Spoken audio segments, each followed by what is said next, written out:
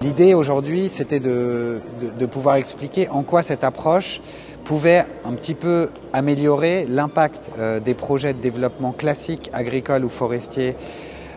en termes d'impact écologique, mais aussi en termes d'impact social. C'est un outil qui est transparent, avec une plateforme numérique, un système d'information géographique qui permettra à tout à chacun de vérifier la probité du projet, sa réalisation sur le terrain, où est-ce que l'argent est investi, à qui il revient, pour quelle superficie, et surtout, à l'aide de vérifications indépendantes, de savoir si l'investissement a marché ou non. Et donc enfin, ce que je trouve intéressant dans les paiements pour services environnementaux, c'est la structure financière de l'intégralité de l'approche qui fait qu'on essaye de maximiser les revenus qui vont revenir aux citoyens plutôt que, et donc de réduire les intermédiaires financiers. Donc on essaye de sortir de l'approche classique des projets de développement qu'on connaît depuis 20 ans en compactant les budgets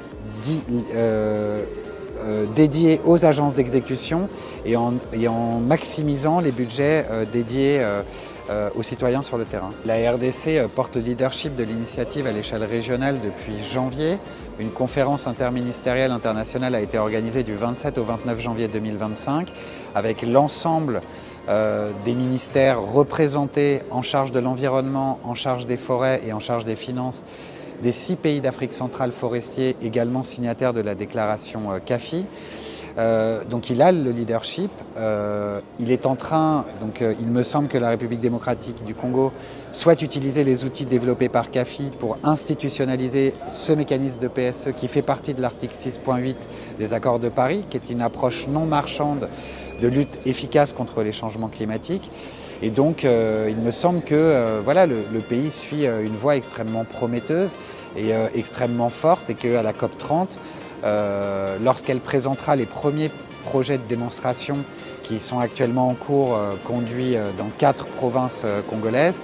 peut-être sécuriser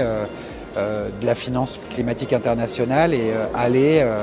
au-delà et étendre ces programmes.